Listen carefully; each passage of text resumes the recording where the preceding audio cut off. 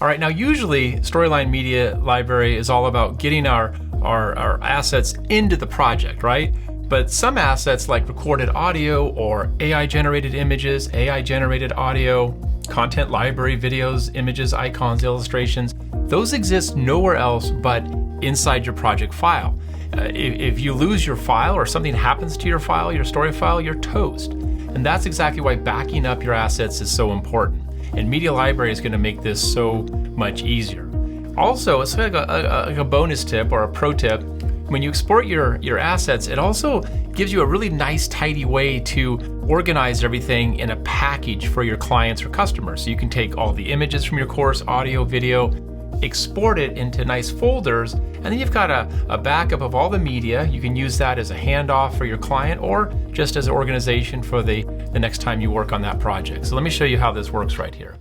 So here in my project file, we have View Media Library, so we'll pull that open.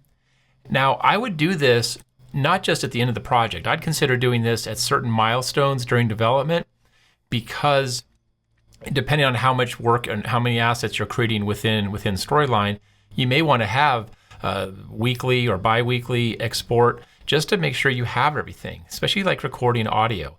But you can just come right here and you just do a Control-A to select everything, head on down to the bottom right corner, and then we could say export.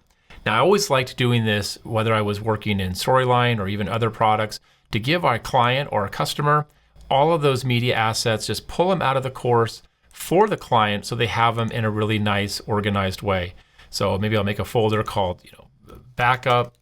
Might even put a date on it if I'm creating multiple versions.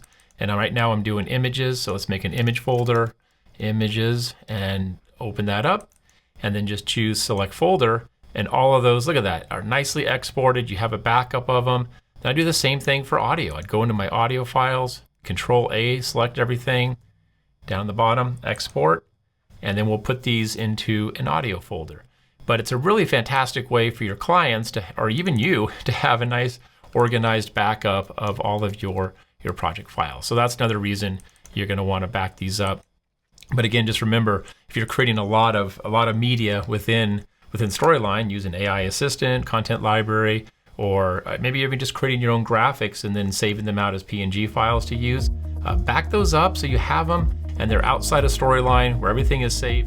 All right, folks, that's it. We've covered a lot of tips to master Storyline's media library, whether you knew some already or maybe you discovered something new today. I hope you found some new ways to get even more out of Media Library. Thanks so much for joining. We'll see you next time.